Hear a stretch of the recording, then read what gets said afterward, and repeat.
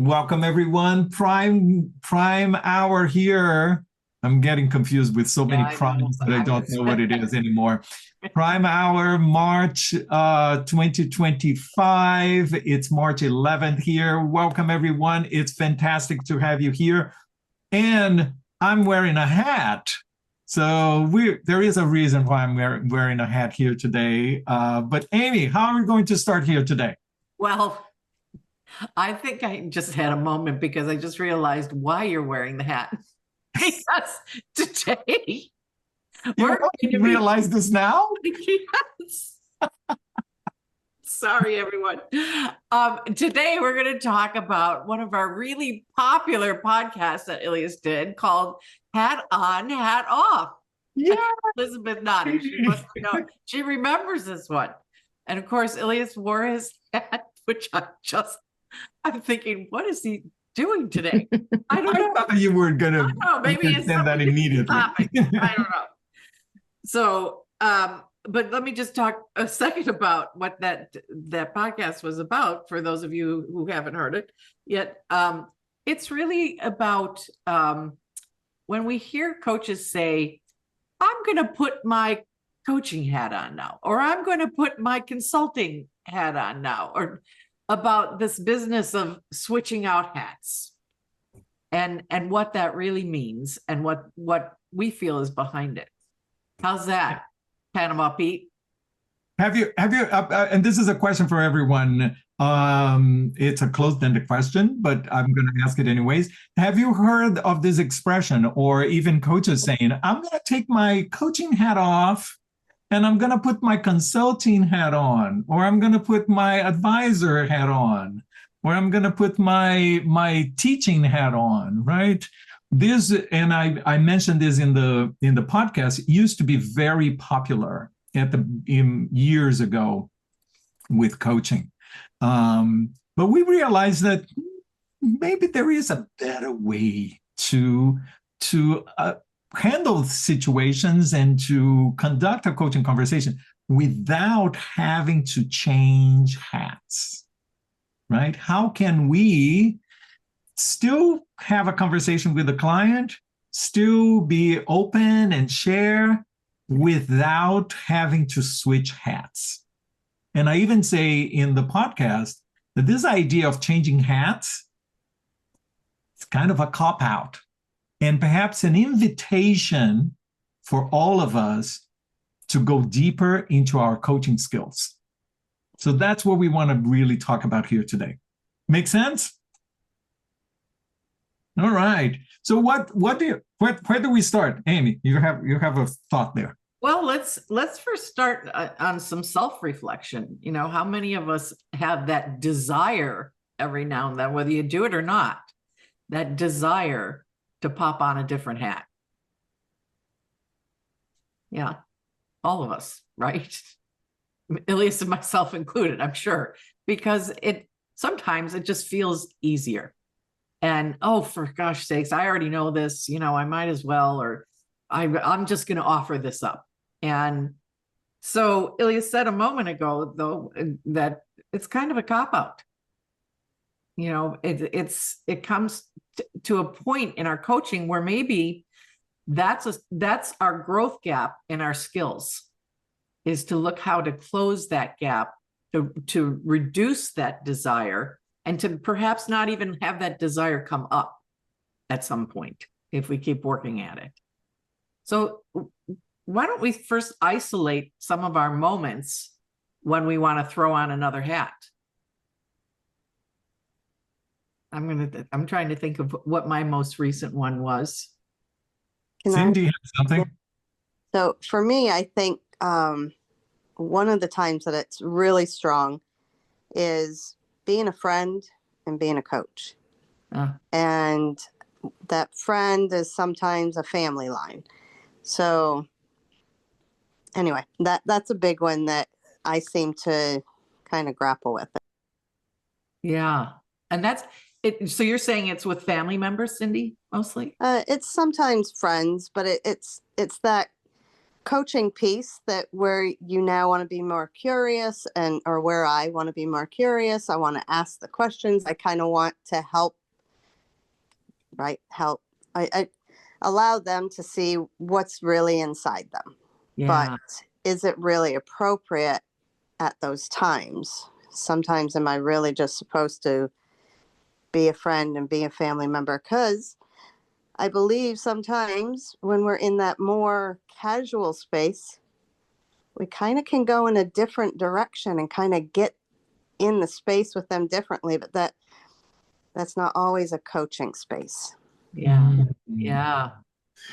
So much there, Cindy. I so appreciate like the things that are coming up for me hearing your scenario there. First is clarity of relationship. What is the relationship that we are in? Or perhaps dual relationships colliding with each other that cloud the space, right, for us to really operate in a coach-like manner. That's why we say that it's so hard for us to coach family members, friends, or anyone that we are connected with, even direct reports, because we have an interest in the outcome of what's happening with the other person. And then, of course, there is a situation, I'm going to jump in, right? I'm going to go there because there is my direct report, and whatever that person is doing, it's going to influence me. Or even when our coaching relationship is related to a third party, right? There is a responsibility that this coaching has to work because the expectation of a third party. And then therefore we start like jumping in because if this coaching doesn't have the results that was expected by the third party, so then it jeopardizes my job, right? Jeopardizes the next assignment. So all of this may influence that moment when something may show up, and if we have the temptation to go and change hats. I love that. Thanks, Cindy. Eric, did you have your? I know it sounds sort of a little bit strange, but I've had almost the reverse of that, because there's a friend I've coached quite a while ago now, but then being with that friend, and I've almost gone from just chatting to being in, and I'm thinking, you're in coach mode, if that's a term, and it was, that felt really strange, and I don't know, I don't quite know what that tells me, other than it's just needing to be very, very clear in where you're at. Yeah, and remain objective too. Yes. Yeah. Eric had his hand up, and then Mary. I was just going to say, I remember listening to this podcast and thinking for the first time, understanding that how much of a cop-out it actually is. And not only as a coach, but as a friend and as any sort of a listener or a participant in a conversation, especially if it has some significance or consequence for the person that you're speaking to. And it's kind of like saying, you're speaking to this person wouldn't say this, but this other person would, and I'm going to now become that person so that I can say the thing that I wouldn't say to you in this relationship. And I never thought of it that way until the podcast, but definitely is a cop-out, and I do it. Yeah. I think we all do it, Eric. I think we're tempted to do it, so yeah, thanks. Mary. I was really I could relate to what Cindy talked about, with family and friends, but I also wonder if there is opportunity. So does the request for coaching always need to come from the outside person? Or can the coach notice, and I've got a wonderful relative who I'm going to see in a few weeks in Arizona who wants to do some coaching, but I noticed it before she did because she doesn't know that she needs coaching. Yeah. Or is that just subjective of, boy, Katie could use some coaching? Yeah. And so I wonder if that is that, you know, in marketing, we call it, you know, the push pull, you know, who asks for the product. Is it appropriate?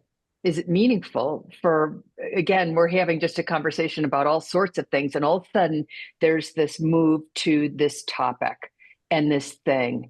And it's like, that's really great to coach on. Yeah. And so I invited her. I said, you know, hearing this a few times, I wonder if you'd like to do some coaching when we see each other in Arizona. And she immediately jumped at it. Yeah. Because she doesn't yet know what coaching is, Yeah. but she knows that's what I do. And so I just wonder, you know, so it's an opportunity. So we could continue the conversation about all the crazy relatives and everything else we were talking about. You know, and, you know, whatever. And then, but just isolate. And I saw it almost as opportunity. Who knows where it goes? We might have one conversation, we might have 6. Yeah. Yeah. What do you guys think of that? Where do you think the lines are with that?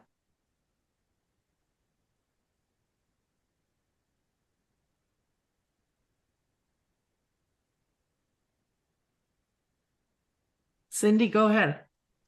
I was waiting for someone else to step in, but so for me, I think coaching has definitely helped me, and so I know the value in it, not only as being a coach, but also putting my place, you know, my time in a coaching situation regularly. So I do believe everyone could use coaching, but those lines are, some of it is just who I am. Like before I actually started learning about coaching, I was already doing a lot of the coaching things. I was curious. I wanted to know people. So part of it is really just who I am, but I'm also very aware that there is a line, there is a boundary. You're supposed to get permission.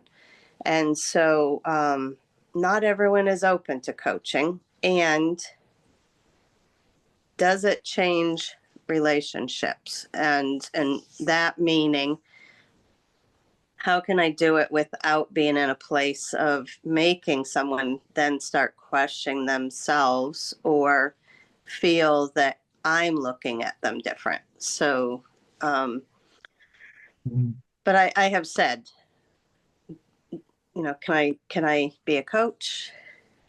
Do you want me just to be your friend? If I'm talking in a professional setting, it seems to be very easy. Like it's almost expected that I am just being in that place of really, how can we get further? How can we get more? How can this be better?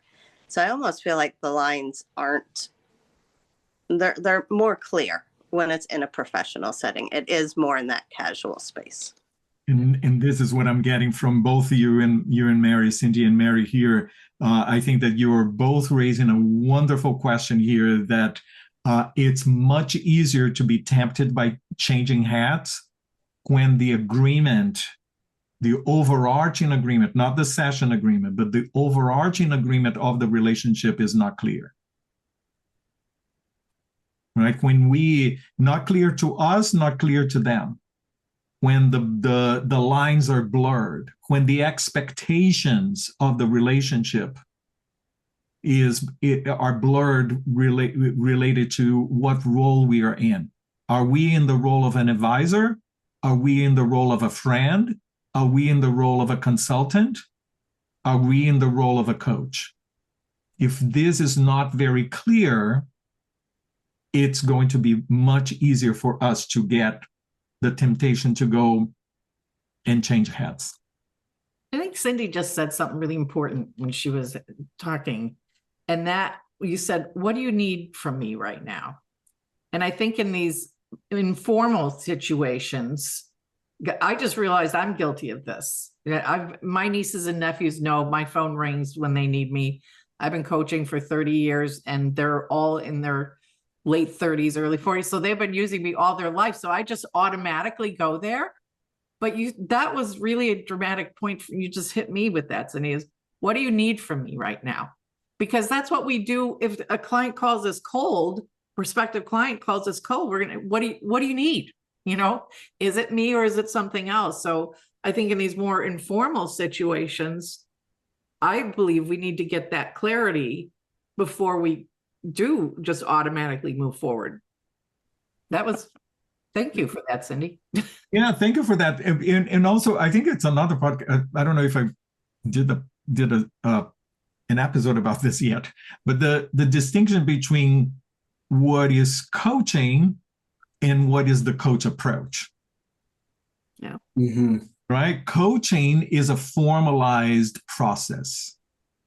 Coaching has ethical and professional standards. A coach approach, we can use a coach approach to friendship. We can use a coach approach to consulting. We can use the coach approach to advising. We can use a coach approach to many different things. But that is, then my role is to be a friend that has coaching skills. My role is to be a coworker that has coaching skills. My role is to be an advisor that has coaching skills. My role is to be a teacher that utilizes coaching skills. That's different, right? So then things are the expectation of that relationship is to be a teacher, to be a consultant, to be a friend that just happens to have coaching skills. I also think too that they need to know, we talked about this a second ago, that they need to know they're being coached. And what I like to do usually is to preface it. Well, can I give you a few minutes of coaching on that? And so that we know we're entering into that kind of a discussion. And sometimes if I see kind of a look on their face or something, I'll say, chances are I might ask you something you're not comfortable with. So I just want to put that up front, and that I'm going to ask you a lot of questions and make you think here. Mm-hmm. And so I might just give them a quick overview, but back to Elias's point, with family members, friends, acquaintances, even, we always have something different at stake than what we have in a formal coaching relationship, right? With my nieces and nephews, I adore all of them, and I think the sun rises and sets on all their heads. So I'm not very objective, but I can take a coach approach in that conversation, but I don't have the same level of objectivity. What do you guys find? Are you able to be as objective as you are with your clients? No, and even if you are, it's more about the perception from the other person that's most important. Yeah. So it has to be very, very clear, or even if I'm so good at it, I can still create mistrust because of the story they're telling themselves. Yeah. Oh, yeah. That's a great point, Trav. Yeah. Clarity of role is so important. And I think that this is a place for us to reflect on ourselves and our own practices. Are we being sincere with ourselves and with the client of what is truly the role? What is the ask? Right? Because it's very easy for us to say, oh, I'm a coach, but then the client is asking for a consultant. Yeah. Right. So can we be sincere that I'm going to be a consultant with a coach approach? Much more clear.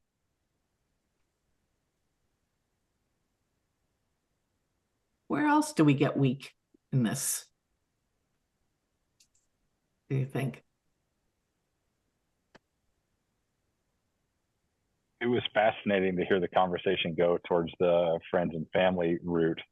I had maybe a more obvious one, even just today, just before this call. I was on with a young leader who worked for a company that was very similar to my last company, a role I was very familiar with, and he came with a challenge that I'm very passionate about. It was all of the hooks for give me the advice, and it was, as I reflect on the conversation, I think it was a great coaching conversation.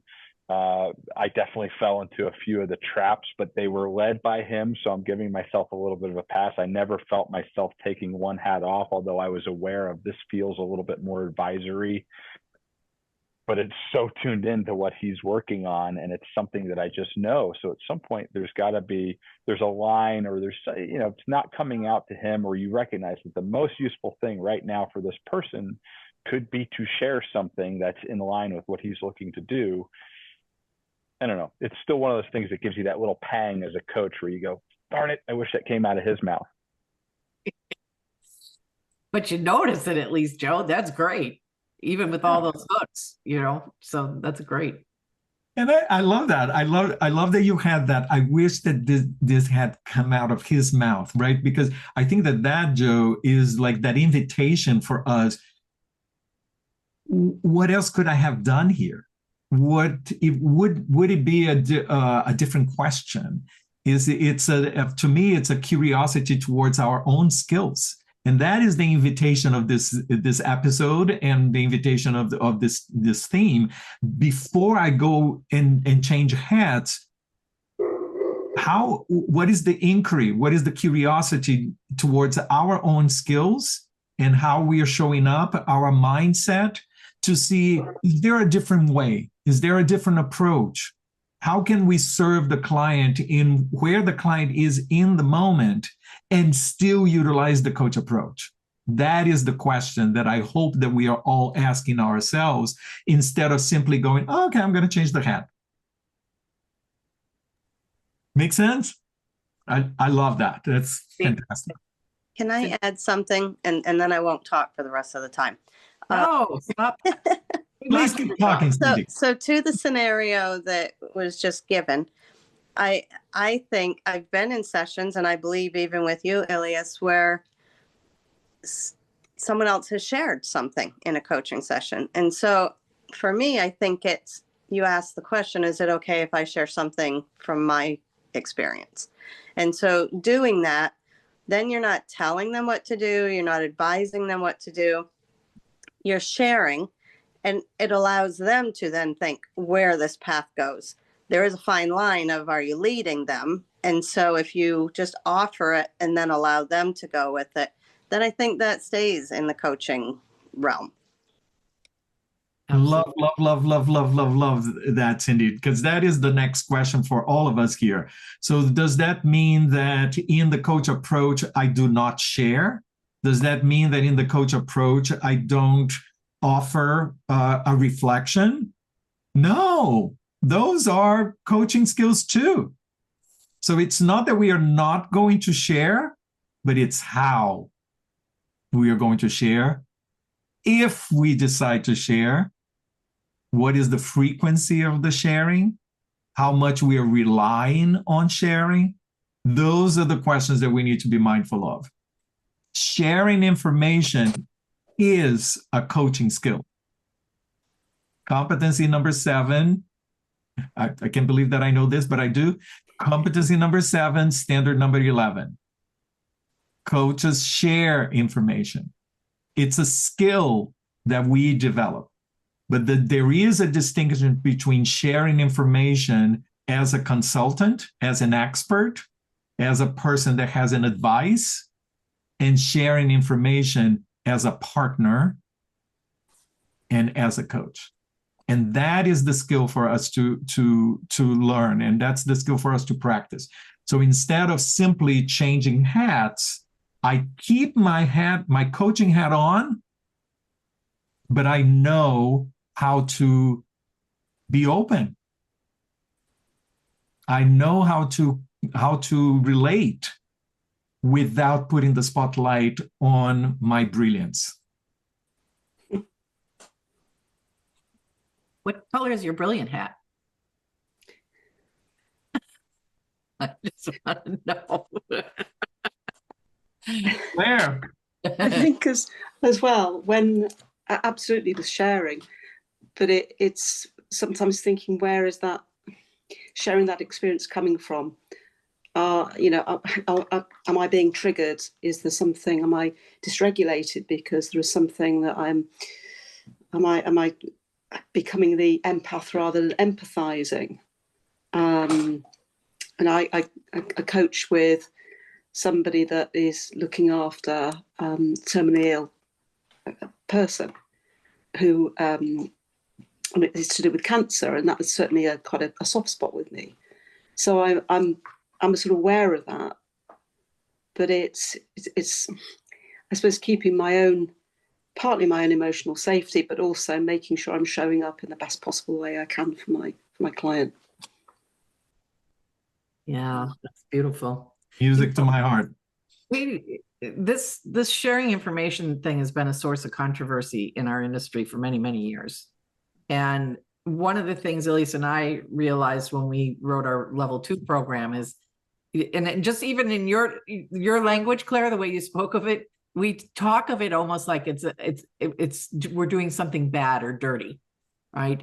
And we wanted to take a different approach with that and teach this. It is an art to be able to share information in a way where you say it's an invitational, right? I'm inviting you to take a look at this, or I'm inviting you into a moment of my life to allow you to know I get it, right? Or whatever it is. And that it doesn't say, okay, now you come into my world because I'm going to now share this information. We stay in their world, right? And we use sharing information as a tool as we would any other skill. But it's something we just don't talk enough about in this industry because we have treated it like a dirty word, so yeah, that's why we wanted to have this conversation today. So what is the distinction for you between sharing as a consultant, a teacher, an advisor, and sharing as a coach?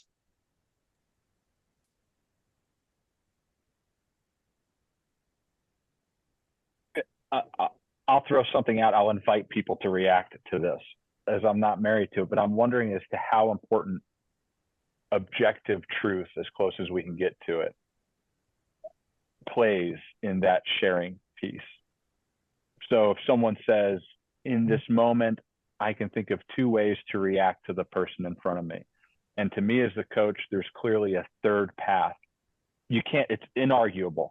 You could say yes, you could say no, or you could ask a question, right? Doesn't mean it's the only other path. It doesn't mean it's the best path, but I'll invite you to consider, for me, there's a subjective truth that there's another path. How important is the truth, the tangible truth in that moment to staying as a coach? It's a great question, Joe. I love that.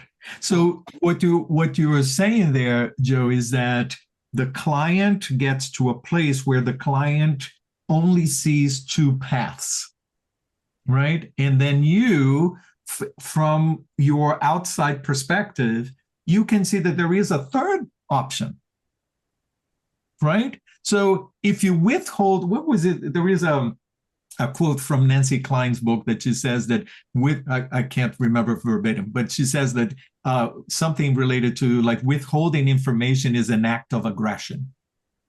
Yeah. I love that, right? So like if you are in a coaching conversation and you see something that the client is not seeing, you withhold that information, that is detrimental to the process. There is a chance, there is a distinction between saying, oh, there is a third path here that you need to look at. This is the answer, right? Look at me, I'm so smart. I have a third option for you, right? That's it. That's different. And there is a sense of like, oh, yeah, there is those 2 paths over here. Like I'm looking what you were saying over here, and a thought came up, and I saw this other possibility here. What do you think? Yeah, the way you just teed that up, Elias, this is the way I like to think about it. Is I've always, in that situation, Joe, where there's that, here's a third possibility that isn't even on the table yet. I always think of it this way. There's your truth, my truth, and the truth. And I may dish up a taste of what my truth is, but the truth is where we partner. Does that make sense? That's been my approach to it, at least. And I think that the most important point over there is where, and that's why reflective practice is so crucial for a coach. Where are we positioning ourselves in that moment? Do we hold on to the idea that I need to offer a third option? My point of view is a great point of view. Look how beautiful I am, how clever I am because I have a third option. I'm going to offer something that is really going to make a difference in my client's journey here, right? If we hold on to these things, if we are offering that with this kind of mindset, inevitably our language is going to be more incisive. Inevitably, our language, the way we are going to offer that, it's going to be tainted by that kind of mindset. But if I clearly put myself in that place of humility, that place of equal partnership with my client, and that is really settled in my heart, sincerely, I don't need to prove myself. I don't need to create value here. I don't need to be smart. It's sincerely just something that came up. And I offer that, then my language is going to be different, inevitably.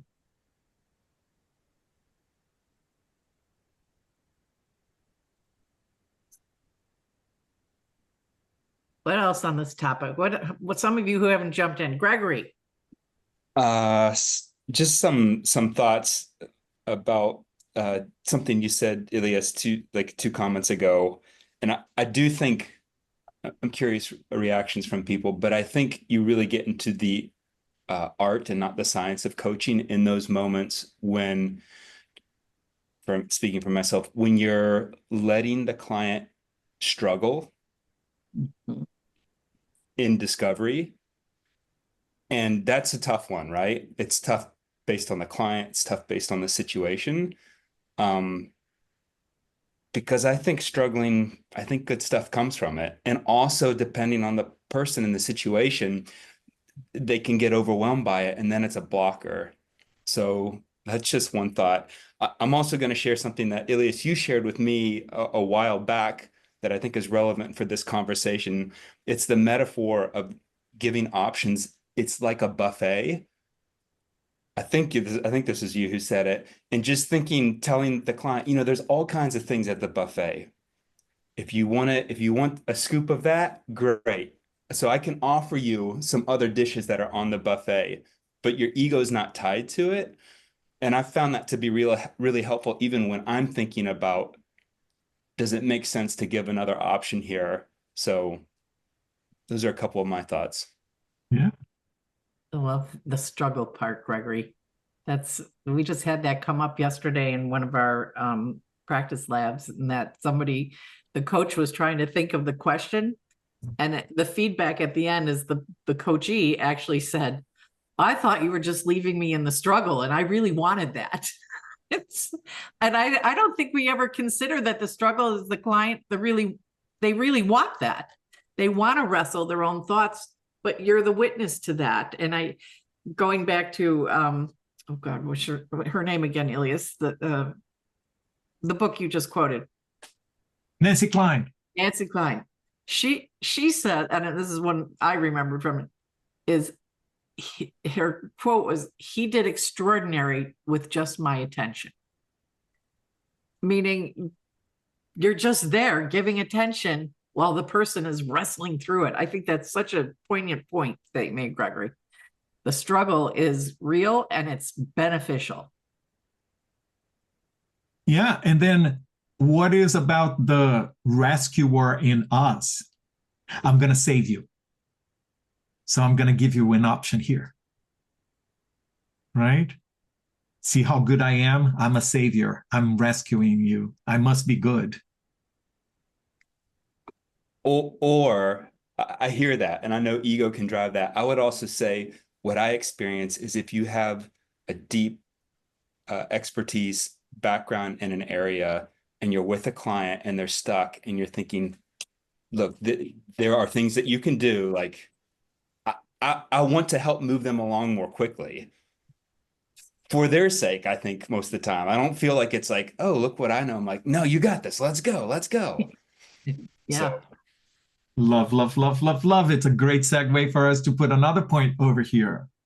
What is the depth of the exploration that we are going in? Oftentimes, when we are tempted to change hats, we are in solution-based. And it may be that the client is in this space of solution, right? And requires our expertise. So let's be clear about that. Right? Coaching invites us to go deeper. Coaching invites us. Let me before I go there, let me just say this. When we feel the pull to change hats, it's also an invitation for us to check what is the depth of our conversation here. Is there anything that I can do to go deeper beyond information? Beyond details? Can I go and look more inside of this individual? Because I always say this, you probably heard me say this 1,000 times, regardless of the 15 PhDs that we have on the wall, regardless of the 150 years of experience that we have in that particular situation, if we are in a discovery mode, if we are in the exploration, if we are in the space of human development, what is happening with that individual, my experience is just another experience. It's not the truth. It's not going to be transformative because it serves me, doesn't serve that person. So when we are eager to offer a nugget of wisdom, oftentimes we are on the surface.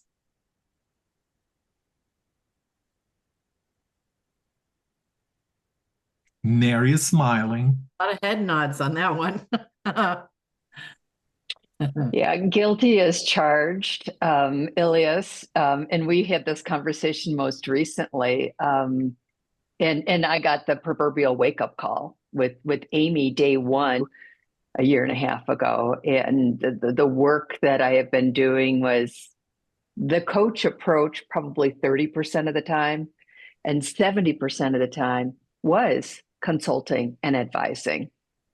And the gradual shift that I've made it in this last 18 months for more pure coaching. And then, to the very first question in this conversation today, where are those times that we kind of just, it's okay to put on the advising hat or the consulting hat, even this, and I'm going to call it a crutch. I don't know if that's the right term, but when there is a situation with someone and they're asking for something and I've got an answer, this idea of in coaching, we don't. So I might use that. In coaching, we don't tell you. In coaching, you have all the answers. However, this time around, so easy to do that. So easy. And a 28-year-old MBA is looking at, you do have the answers. Please tell me what they are. And the discipline now and the holding back, there's the struggle. Yeah. Although I'm working very hard to overcome that. And Mary, this is beautiful. And here's the thing, because I don't believe that our clients have all the answers. I don't, right? We are limited human beings. I don't have all the answers. But understanding, I stand firm on the idea that my clients are resourceful. If they don't have the answers, they can find the answers, or let's work towards finding the answer for you, right? And if I have an answer for them based on my experience, my knowledge and everything, I'll put on the table.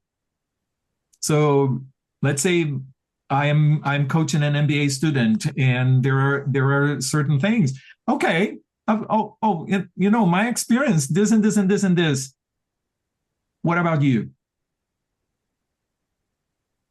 Right? How does this affect you? What is the connection of this with your values, of who you want to be? We can utilize the information, the sharing information, actually as a springboard to go deeper. So do we need information? Let's clear the air. Here, this is what I have here, but what is the influence of that in you as a person? I want to just chime in because I mean it's listening to this conversation, the two words that are screaming in my mind are evokes awareness. And I feel like if we come from a place that our responsibility to the coachee is that idea of evoking awareness, then we feel the responsibility not to say the thing that we might say that's on the surface, because we know that beyond that is a much deeper transformation. And so it becomes almost more fun. It's a challenge for us and more rewarding for the coachee if we say, not right now. This isn't for right now, because what's deeper here, as you said, Ilias, is so much more transformational than if we just kind of let this out and solve the problem. Yay!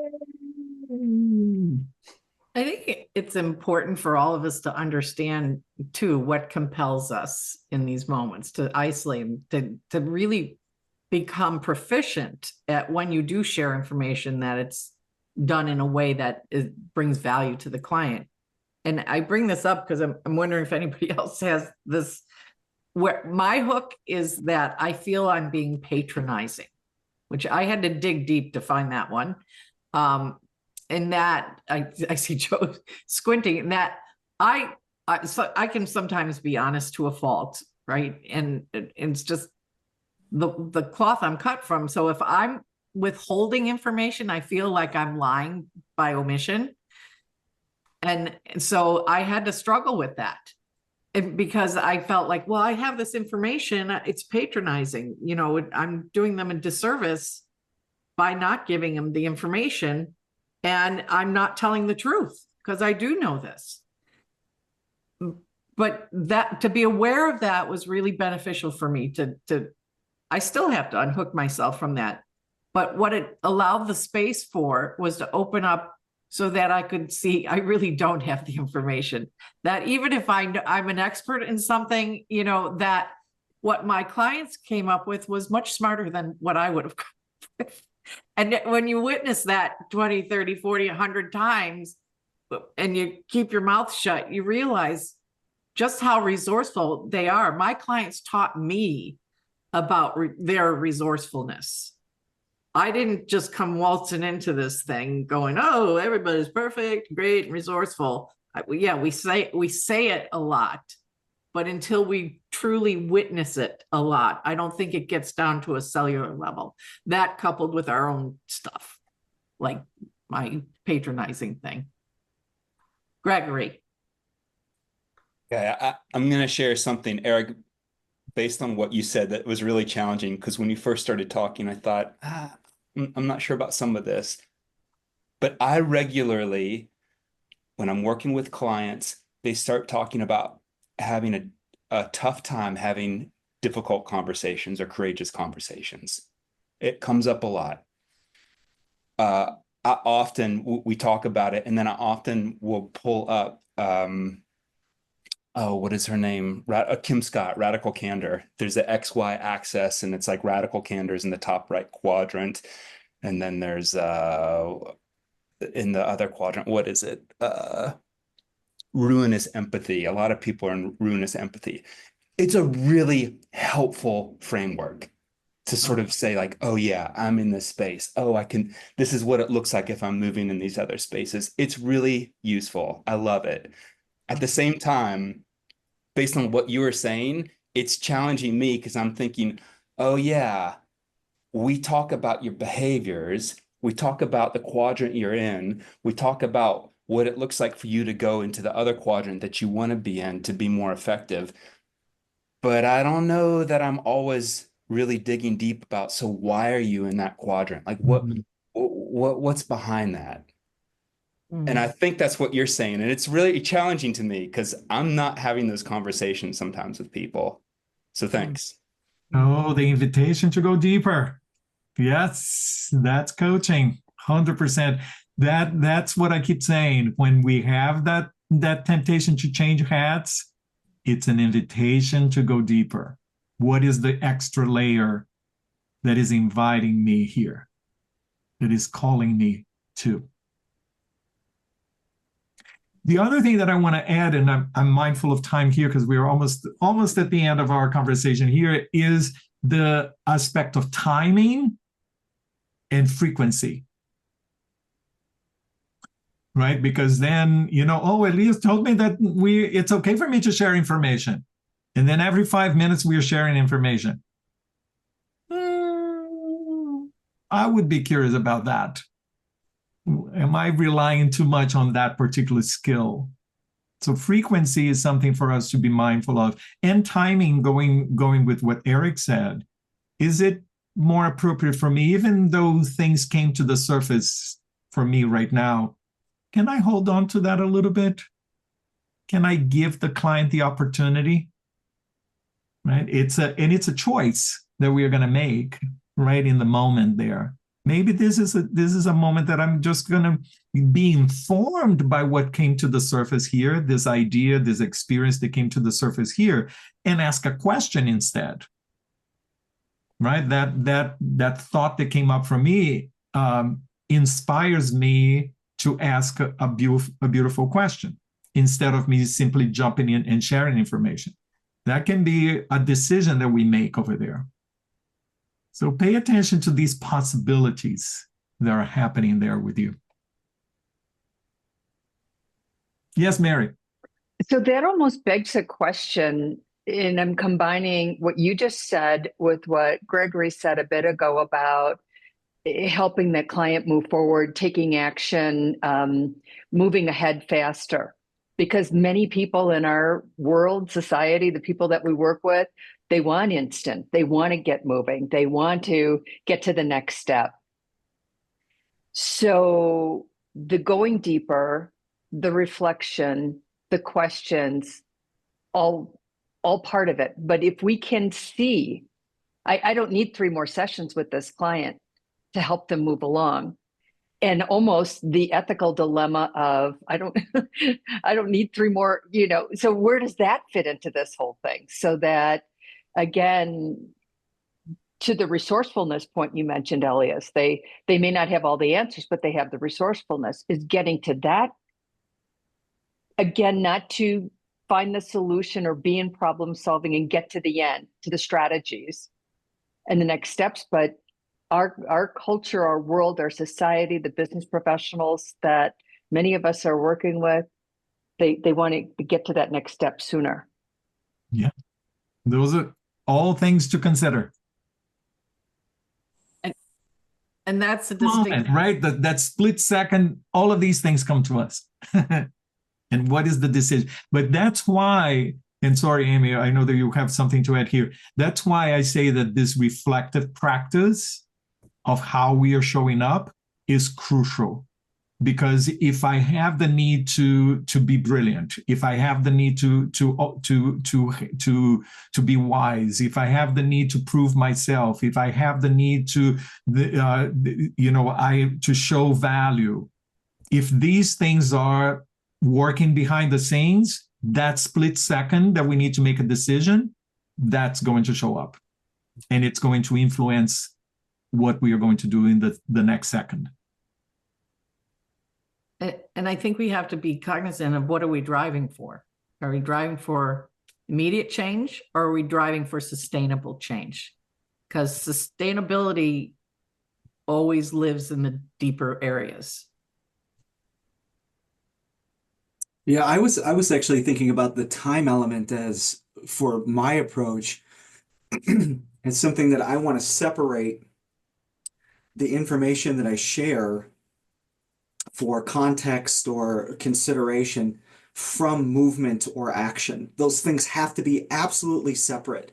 So I can't go ahead after I share something and say, so what do you want to do with that information, right? It's more about what do you think, what do you feel? It's a processing moment than an implied expectation for somebody to do something based on the information that I shared. Mhm. Yeah, I love that. That's good.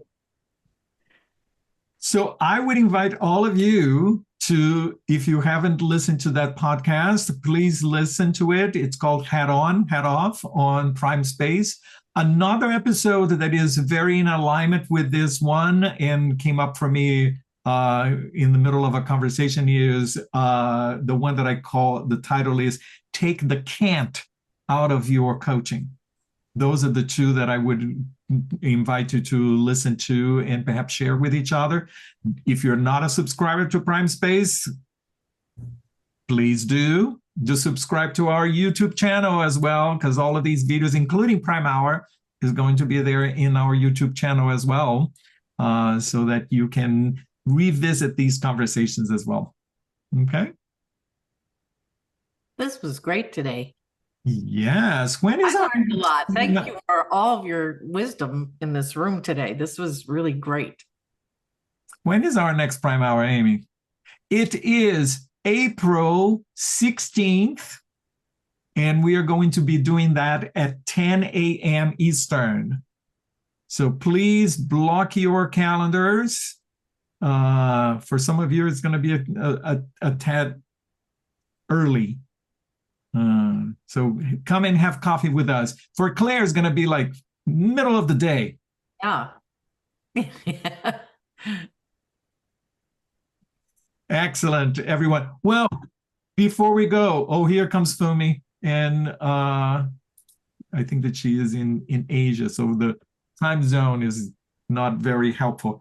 What are the takeaways here from our conversation before we go, everybody?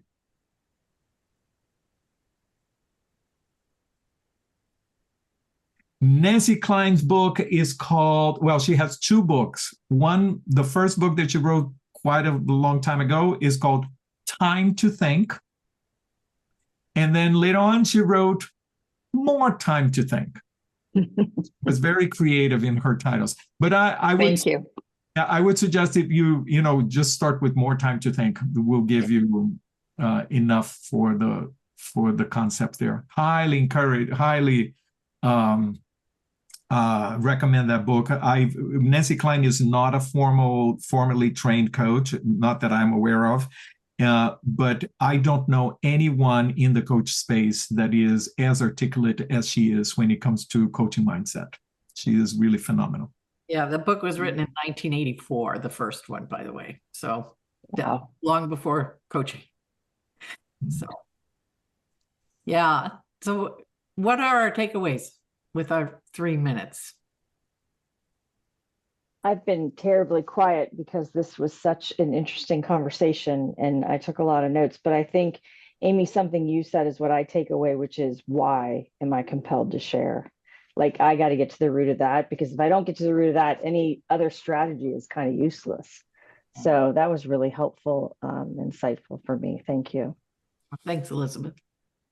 Good to see you, Beth. One of the whys that's coming up for me, Travis kind of was hitting at it, but it's been rolling around, which is this idea of getting to the action, conflating the action phase of the coaching session with it has to be a solution to something that's so tangible, and I just want to have this impact. And I think we can shortchange the depth there. So I got a lot more thoughts, but processing, that's one of my takeaways. That's a good one. Yeah.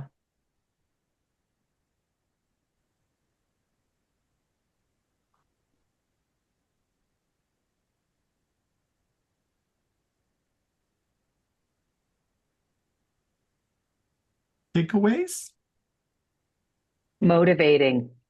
I walk away from all of these sessions, like not wanting to work the rest of the day, just wanting to study and read. And do all sorts of things related to coaching that have nothing to do with working, but just do more of this. So these are just really compelling and very motivating conversations and great teaching from the two of you. So thank you. Thanks, Mary. Anyone else? I think for me, one of the big takeaways was the idea that, or just the focus on the responsibility that we have.